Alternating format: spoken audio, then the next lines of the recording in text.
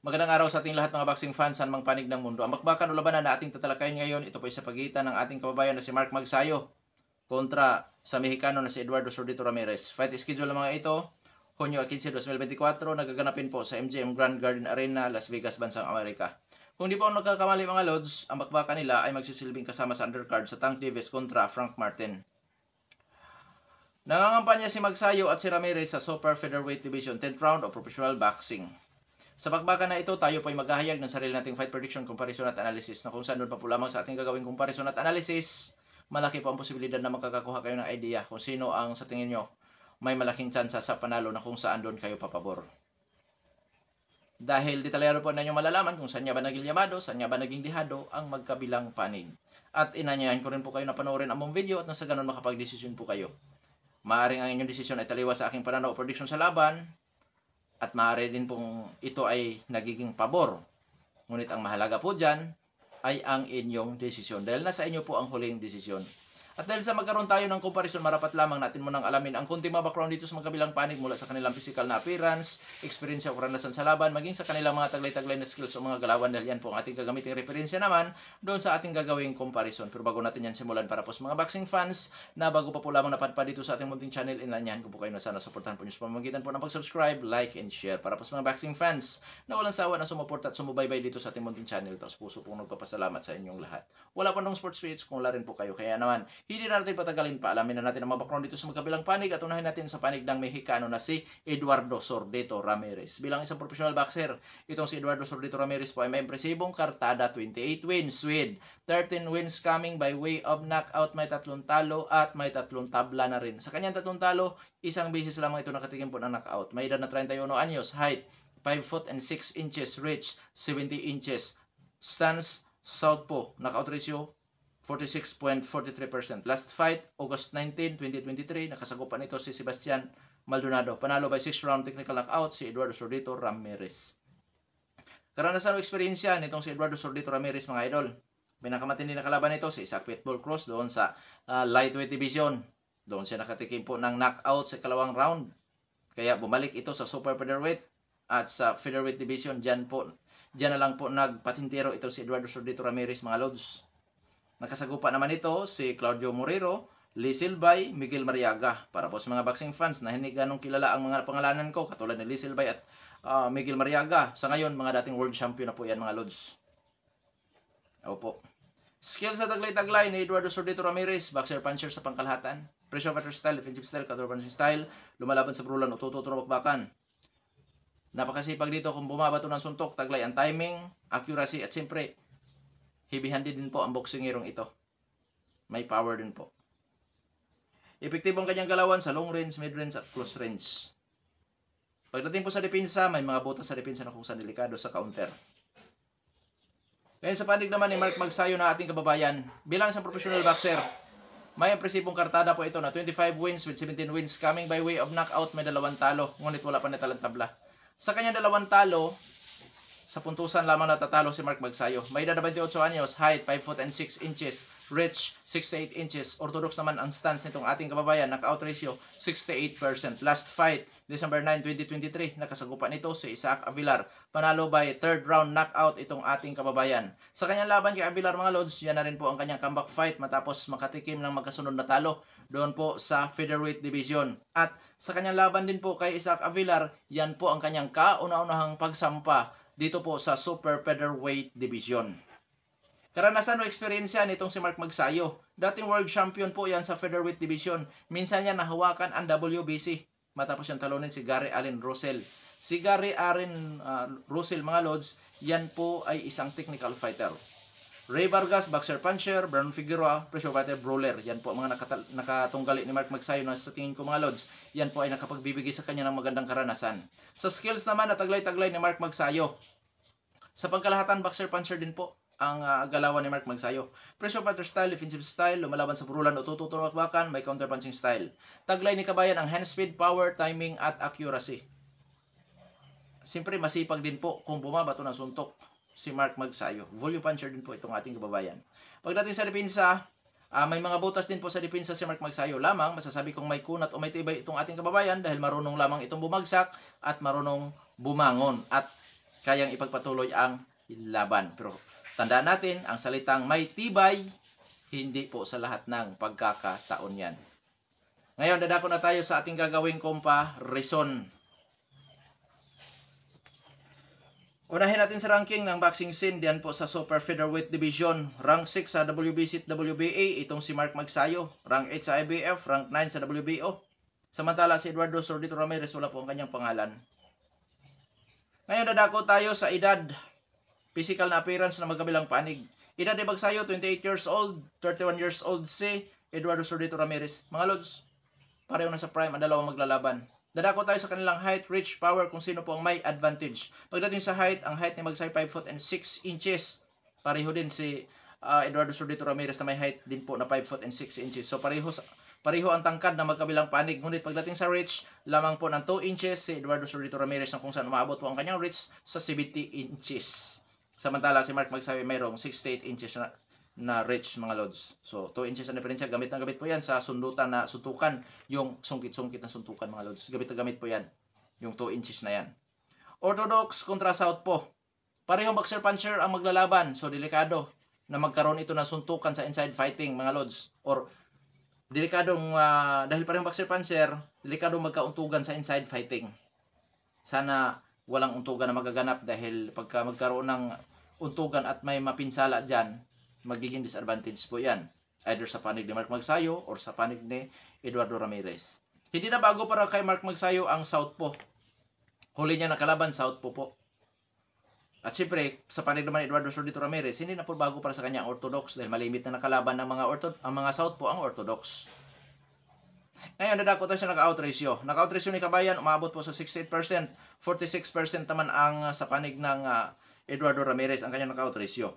So, nandito tayo sa comparison. Lamang po sa power si Mark Magsayo.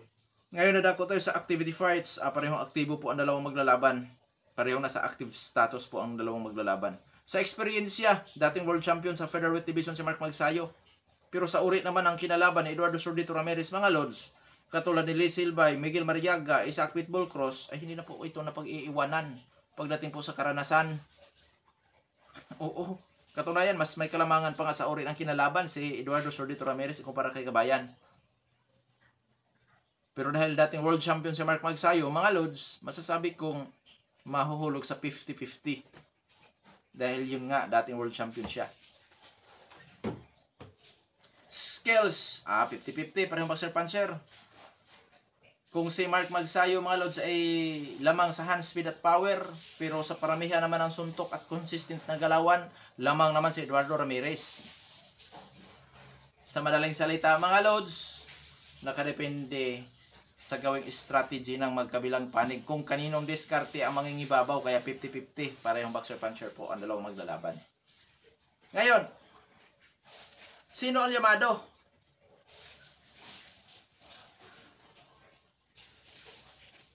Mga lods, mabigat eh. Nasa world ranking sa super featherweight division si Mark Magsayo. Wala ang pangalan ni Eduardo Ramirez. Pero ang uri naman na nakalaban ni Eduardo Ramirez, mga lods, ay hindi po basta-basta. Lalo na dito sa super featherweight division. At minsan na itong umakyat doon sa lightweight division, sinagopa si Cross, si Pitbull Cross. Mabigat eh. Mabigat ang nasa ranking kasi once na nasa ranking ka, mga lods, chance po yan, mapapalaban ka sa malalaking laban. Pwede ka maging challenger doon kung sinong kampiyon. Pero sa karanasan ni Eduardo Ramirez, malaking bagay po yan. Alin bang mas mabigat? Yung karanasan o ranking?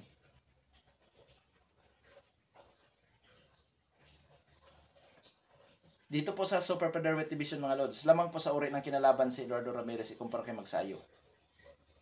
Tandaan natin, for the second time, mapapalaban si Mark Magsayo dito po sa Super Featherweight Division. Pero nasa ranking na agad itong si Mark Magsayo, si Cross wala. Pero sa uri ng kinalaban ni Cross dito sa Super Featherweight Division, although natalo siya, pero matitinding mga katunggali naman. Ranking o karanasan dito sa Featherweight Division? Okay, ako ang magdesisyon. Nasa inyo po, magdesisyon din po kayo. Desisyon ko dyan, lamang po ang nasa ranking. Opo. So, ganito po yan. 55-45. 55 sa panig ni Mark Magsayo. 45 sa panig ni Eduardo Ramirez. Ganun lang po ka-close ang dalawa maglalaban. Ngayon na ako na tayo sa ating gagawing prediction sa laban. Mark Magsayo, para sa akin, ang mananalo dyan by knockout. Mga round siguro, mula first round hanggang 8 rounds, yan na po ang pinakamatagal. Ngayon kung sakali, di magawa ni Mark Magsayo na may knockout itong si Eduardo Zurdito Ramirez. Sa panig ni Mark Magsayo, gamit ang kanyang power at hand speed, posible siya po ang unang makapagpatama ng mga malilinis at solidong patama, at posible niya may domina ang buong laban. Pero may laban po si Eduardo Zurdito Ramirez pagka nawi sa puntusan dahil volume puncher ito. Masipag itong bumato ng suntok mga lods, na kung saan hindi ito basta-basta mapag-iiwanan pagdating po sa puntusan. Oo, dahil consistent ang galaw nito mula first round hanggang sukdulang rounds mga lods. So malaking pagsubok ni Mark Magsayo yan kung hindi niya magawang may knockout itong si Zurdito Ramirez. Pero ganun pa man, pabor pa rin ako kay Mark Magsayo na siya mananalo sa pamamagitan po ng puntusan. Pero hindi kagulat-gulat na sa panig ni Eduardo Zurdito Ramirez, manalo ito sa puntusan dahil nga, una, sanay ito sa pangmatagalang laban. Pangalawa, volume puncher ito or mas marami ito kung bumabato ng suntok. Pangatlo mga lods, for the second time pa po lamang napapalaban si Mark Magsayo sa Super Featherweight Division. At hindi pa nagtagal yung kanyang katunggali. Di natin alam kung ano ba ang preparasyon ngayon ni Mark Magsayo. Baka naman umaasa lang ito sa power. Pagka yan ang ginawa ni Mark Magsayo na umaasa lamang sa kanyang lakas o power mga lods, delikado siya sa later rounds na posibleng magbabago ang kanyang galawan. Nasamantalahin naman ni Eduardo Zurdito Ramirez. So sana nasa 100% ang body condition ni Mark Magsayo na kaya makipagsabayan hanggang sukdulang 10 rounds. Oo. Sana nasa magandang preparasyon si Mark Magsayo na kung saan handa siya. Either di niya magawa may knockout ng kanyang katunggali or magawa niya may knockout, dapat handa siya. Kung di niya magawa may knockout ng kanyang katunggali, dapat handa ang kanyang stamina na kayang umabot po sa sukdulang rounds na magiging consistent ang kanyang magiging galawan. Dahil pagka magbago ang galawan ni Mark Magsayo sa later rounds, delikado siya mababawian dyan. Natatalonin siya sa pamamagitan po ng puntusan at delikado pa, baka madali pa si Magsayo sa pamamagitan po ng technical knockout. Ganyan. Kaya sana nasa magandang body conditioning at preparation si Mark Magsayo mga lods, na kung saan sana hindi siya umaasa lamang sa kanyang power o lakas. Sana iniisip din ito na siyempre this is boxing, anything can happen. Paano kung di ko ito magawang may knockout? Kaya ko kayang umabot hanggang 10 rounds na consistent ang galawan na hindi mapapagod? Sana naiisip din ito ni Mark Magsayo ang ganyang senaryo. Dahil pagkaasa lang siya sa lakas, delikadong magbago ang kanyang galawan sa later rounds. Doon siya pwedeng bawian. Oo. At delikado siya matalo sa puntusan kung kakayanin niya ang suntok ni Eduardo Zurdito Ramirez. Kaya sana nasa 100% ang body conditioning ni Magsayo na kaya makipagsabayan hanggang sukdulang rounds mga lods. Just in case na di niya magawang may knockout si Zurdito Ramirez. Kasi dito sa panig ni Zurdito Ramirez mga lods, dahil may kunat si Magsayo, mukhang sa puntusan ito mananalo. Gamit ang dami ng kanyang suntok. Oo, gamit ang dami. Napakasipag kasi nito kung bumabato ng suntok. So, mga lods, pagka masipag bumato ang isang boksingero ng mga suntok, kailangan mo yang i-knock out dahil kung hindi, baka matatalo ka pa sa puntusan. Kaya hindi kagulat-gulat na manalo si Eduardo Zurdito Ramirez dito sa pamamagitan po ng split or unanimous decision.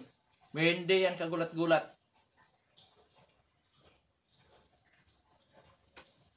At siyempre, may tsansa pa rin yan na manalo. Kahit hindi kilalang knockout artist si Eduardo Zurdito Ramirez, may tsansa rin yan manalo sa pamamagitan po ng technical knockout or knockout. Although, maliit lamang na tsansa yan, pero ang tsansa ay tsansa pa rin. Hindi lahat ng mga hindi ibig sabihin noon na hindi kilalang knockout artist ay walang kakayahan namang knockout ng katunggali. Tandaan natin, 2 Pinoy, ating kababayan.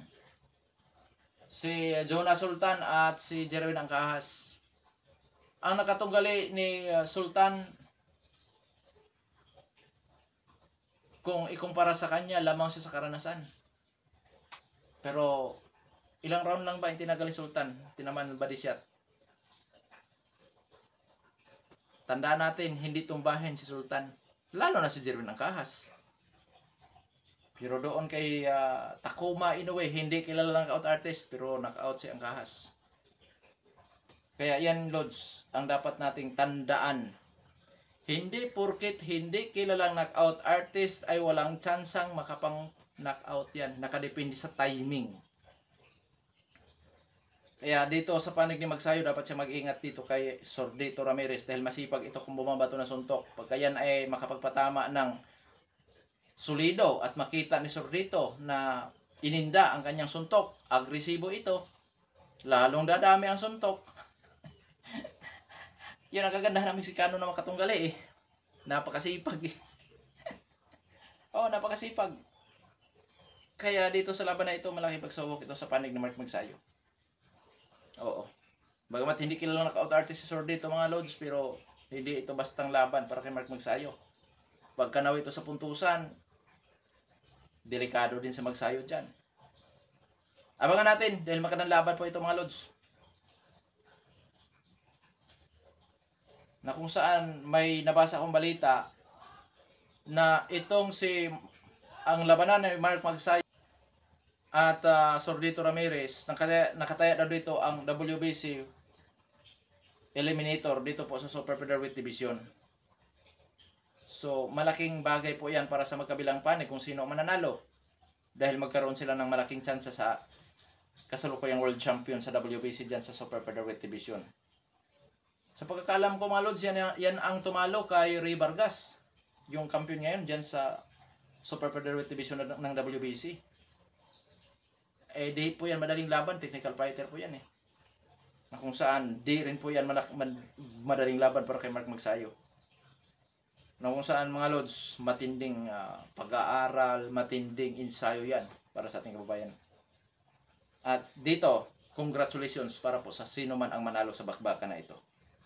Hanggang dito na lamang ito ang Sports PH. Maraming salamat po.